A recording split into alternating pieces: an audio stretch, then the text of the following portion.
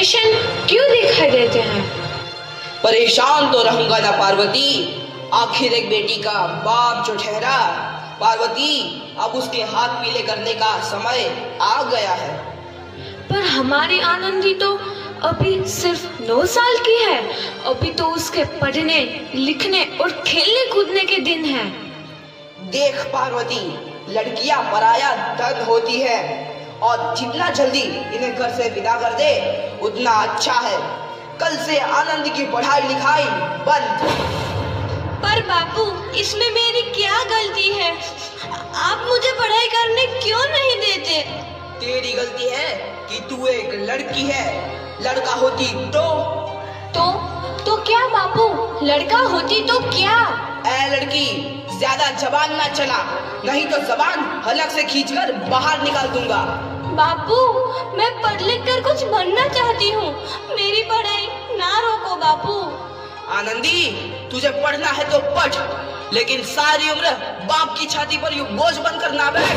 पर बापू, अभी तो मेरी उम्र पढ़ाई लिखाई की है। मुझे पढ़ लिख कर डॉक्टर बनना है। पढ़ाई पढ़ाई पढ़ाई, आज तो तेरी इन किताबों का काम तमाम करके ही छोड़ूंगा। ये ले। नहीं बापू, मत फाड़ो बापू। छोरी। नहीं बापू, नहीं। बापू, ये तुमने क्या किया? तुमने मेरी इन किताबों को ही नहीं फाड़ा बापू, मेरी किस्मत फाड़ दी, मेरी किस्मत। ये कॉपी किताबें ना सिर्फ छोरों के हाथ में अच्छी लगती है, लड़कियों के हाथ में तो सिर्फ मेहंदी अच्छी लगती है, मेहंदी। पर बापू, मैं लड़की हूँ तो क्या हुआ? लड़का और लड़की तो हमारी दोनों आंखों के समान होते हैं। चुप कर आनंदी, और यह एहसान मान कि अब तक जिंदा है तू। कहीं बचपन में गला दबा कर मार दिया होता तो यह तेरी बकबक नहीं सुननी पड़ती आज। पर बापू, मुझे चूल्हा जलाना अच्छा ना लगे है। देख छोरी, जितना जल्दी हो तू चूल्हा जलाना सीख ले, उतना ही अच्छा है तेरे लिए। और हाँ, तेरा ब्याह तो होगा, वो भी कल के कल।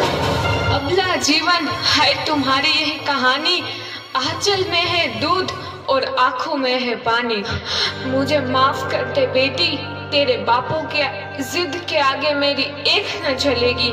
माफ कर दे बेटी, मुझे माफ कर दे। इस प्रकार मात्र 9 वर्ष की छोटी उम्र में आनंदी का विवाह गोपाल राव जोशी से हो गया। बाल विवाह एक सामाजिक कुरीति है और इस कुप्रथा का शिकार होना पड़ा आनंदी को। 5 वर्ष बाद आनंदी 14 साल की हो गई है। उसके घर एक शिशु ने जन्म लिया है। देखते हैं आगे क्या हुआ। देखिए ना, इसे क्या हो गया है? इसका माथा तो अंगार की तरह तप रहा है। इसे तो बहुत तेज बुखार है।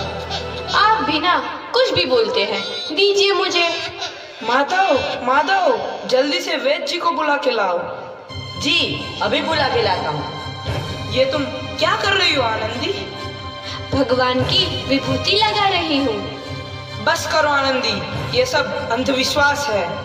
अरे आप यकीन तो कीजिए, भगवान की कृपा से इसका माथा ठंडा हो रहा है और बुखार भी उतर गया है ना बाबू? देखिए, दीजिए मुझे। उठो बाबू, आंखें खोलो, तुम्हें तुम्हारी माँ बुला रही है। आंखें खोलो, देखिए ना इसे क्या हो गया है। आंखें भी नहीं खोल रहा। आंखें खोलो बेटा। आप चुप क्यों है? आंखें खोलो बेटा, आंखें खोलो। आनंदी, हमारा बेटा कभी आंखें नहीं खोलेगा। नहीं, ऐसा नहीं हो सकता। मेरे बेटे को मुझसे कोई नहीं छीन सकता, कोई नहीं छीन सकता। पागल मत बनो आनंदी। माधव,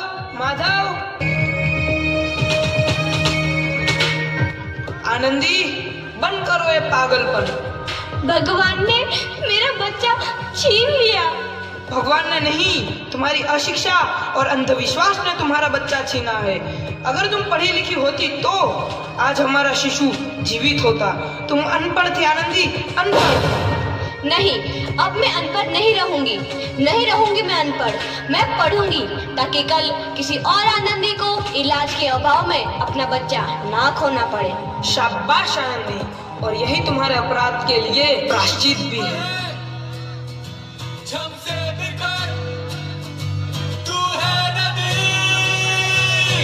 आनंदी, तुम्हारी 12वीं का परिणाम आ गया है। तुमने पूरे कॉलेज में प्रथम स्थान अर्जित किया है।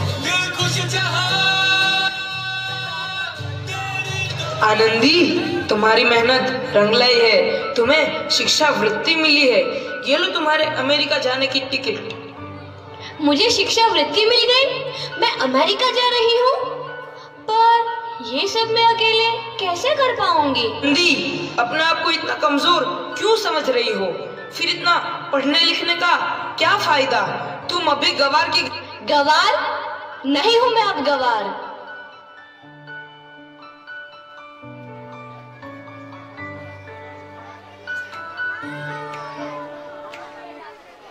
तो इस प्रकार 7 अप्रैल 1883 को आनंदी अमेरिका के पेंसिल्वेनिया के लिए रवाना हुई और 3 साल बाद उन्होंने डॉक्टर ऑफ मेडिसिन की उपाधि प्राप्त कर ली।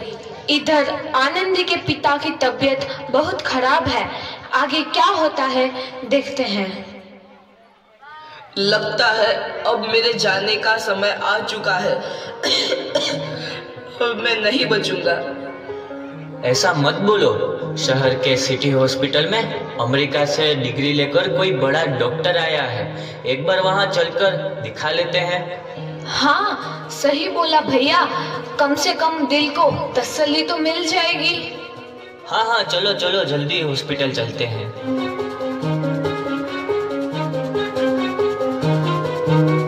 इस मरीज की हालत तो बहुत ही खराब है। कोई चमत्कार ही इसे बचा सकता है। ऐसा मत बोलो भाई। डॉक्टर साहब कब तक आ जाएंगे? लो आ गई डॉक्टर मैडम। डॉक्टर मैडम जल्दी देखिए, मरीज की हालत बहुत ही खराब है।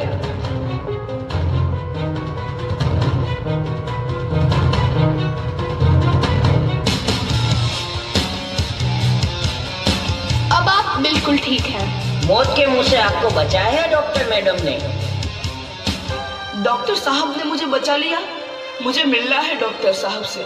डॉक्टर साहब नहीं, डॉक्टर मैडम बोलो। डॉक्टर मैडम, उन्होंने ही तुम्हें जीवन दान दिया है। लो आ गई डॉक्टर मैडम, मिल लो उनसे।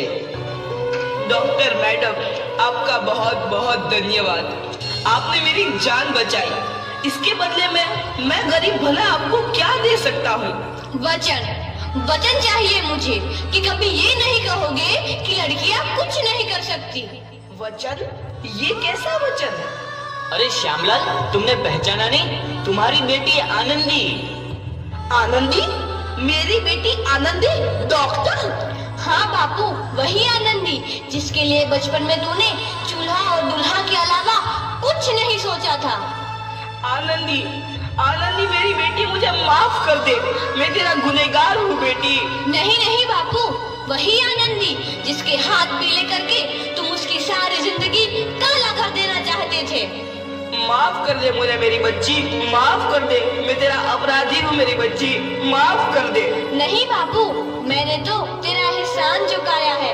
याद है ना अपना एहसान जो बचपन में तुमने मुझ पर किया था? ताने सुना सुना कर जीते जी मार डाला था मुझको। अब बोल, और किस किस को मारेगा? आनंदी बेटी, मुझे माफ कर दे मेरी बच्ची। मैं तेरा गुनहगार हूँ। बापू, आपने ही तो बोला था किताबें सिर्फ बेटों के हाथ में अच्छी लगती है, बेटियों के हाथ में तो सिर्फ मेहंदी। बेटों और बेटियों में फर्क करना तो आंखों में फर्क करने समान है। एक का पढ़ना और दूसरे का ना पढ़ना सामाजिक अंधकार है बापू, सामाजिक अंधकार। उपकार मांगता हूँ मैं तुझ जैसी बेटी का, जिसने सारी उम्र मुझसे कुछ ना मांगा तो सिर्फ बराबरी का दर्जा। वरना सच तो यह है कि मैं तेरी माफी के लायक भी ना हूँ। मुझ जैसा बाप तेरी बराबरी कर सके उसके मैं लायक भी ना हूँ मेरी बेटी, मैं लायक भी ना हूँ। अपने बापू को क्या माफ नहीं करोगी आनंदी? माफ कर दो आनंदी, माफ कर दो। सुबह का भूला यदि शाम को घर लौट आए तो उसे भूला नहीं कहते। बापू